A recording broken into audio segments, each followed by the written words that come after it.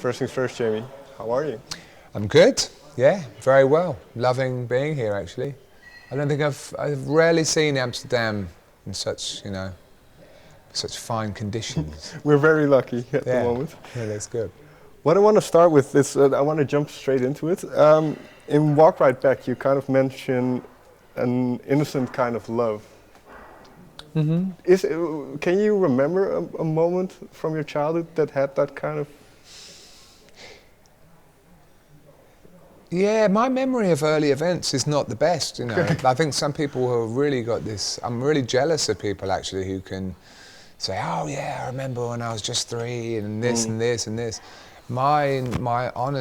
To be honest, I think my early memories are dictated by like photographs and sort of trusting that these things happened and seeing clearly that I was doing things. Mm-hmm. I remember like the side of my house when I grew up was like a tunnel. It was very close to the house next door and it was kind of dark, but I would love to run down that part, things like that you remember as a kid.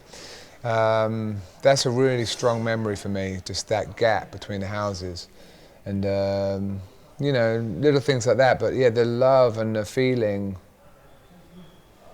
I mean, I kind of remember it, but it's hazy. Sure. It's hazy, it's not specific. And Yeah. Perhaps in respect to music then, when you first heard music or first fell in love with music. Yeah, I mean, I guess it's inevitably from my mum, because she still to this day is like a big singer. She was always singing in the house, and I realised now that was not really the common thing. Sure. Not many families that I knew even had like a singing mum. But my mum was always singing, and like mostly kind of classical stuff and like pretty deep songs and.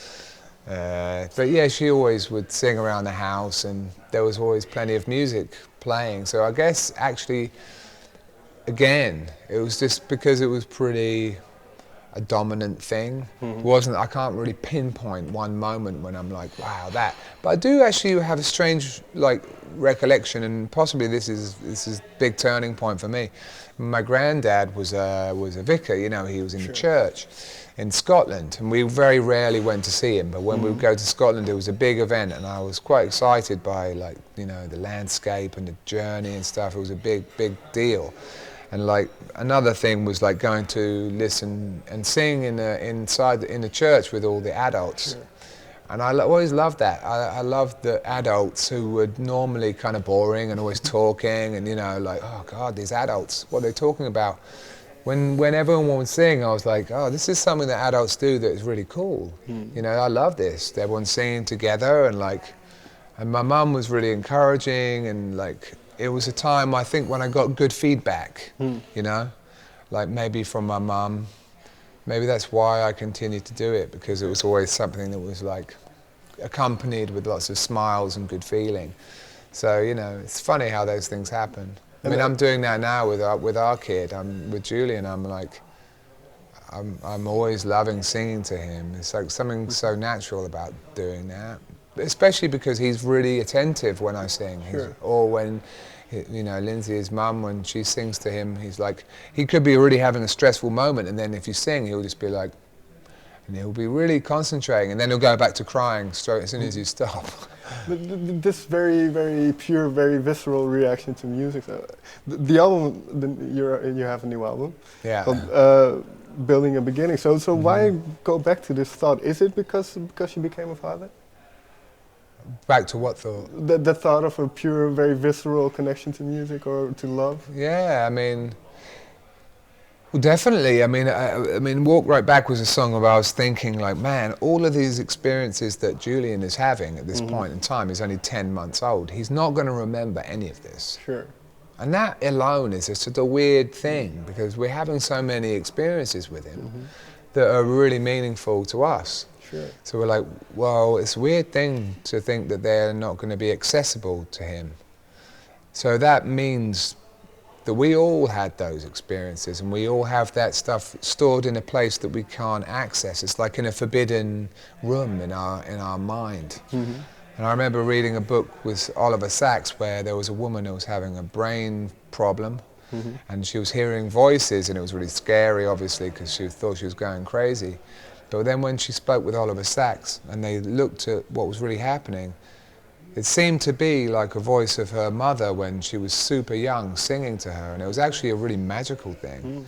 It was like she was having this recollection of a time that really most people think is impossible to act, you know, to an area of thinking that most people think is impossible to access. But she was having, it seemed like, these flashbacks to a time when she was super young. And I just thought, what a magical thing. It's all in there.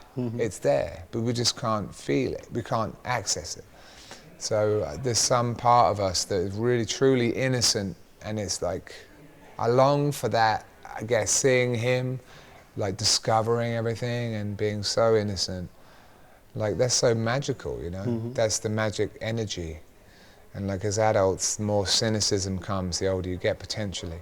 Not always, but yeah, I guess it's just, reflection on his age and just all of that stuff. And this might be a leap, but was it also a way of going back to the innocence of kind of when you started out making music, where the business side isn't there yet, you just make music for the sake of it?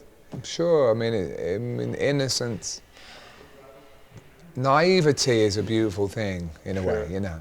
So I always remember that when people got the first sampler, you know, it'd just be like, ow, ow, ow, ow, ow, ow. It was just kind of like, cat noises and just the novelty of it. I remember, you know, just going into music shops, like farting into the mic and just like endless like hours of just like loving it.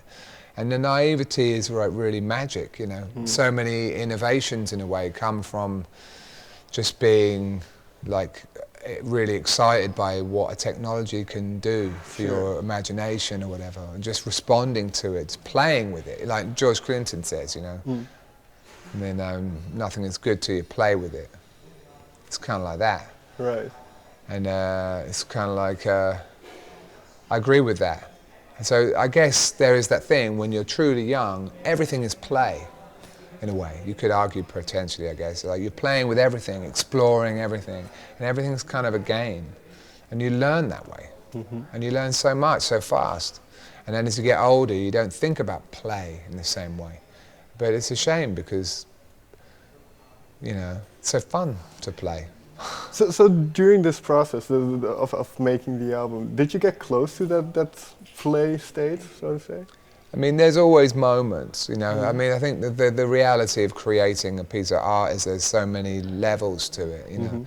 There is the amazing process of discovery and having a blank canvas that suddenly becomes a little more, you know, interesting and like gives you new challenges maybe. But then, of course, everything comes with its decision making.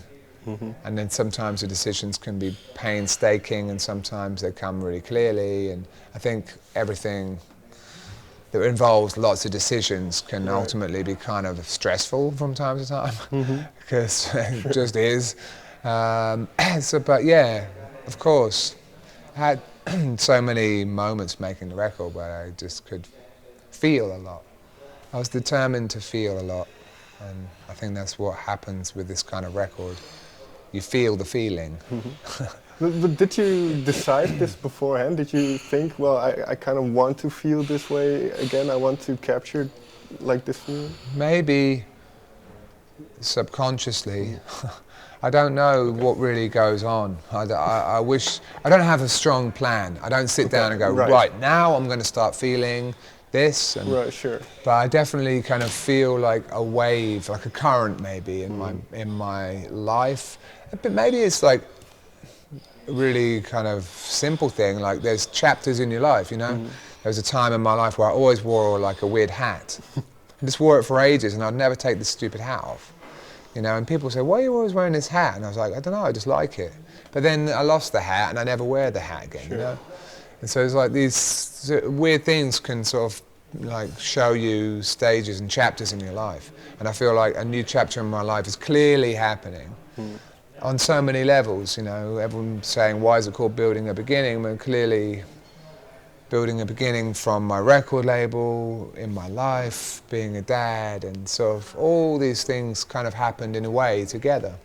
So there was a lot of changes that came like a big wave, and it's exciting when you get hit by a big wave, you know. You can panic because you're like completely submerged, but you know that it's like a good rush.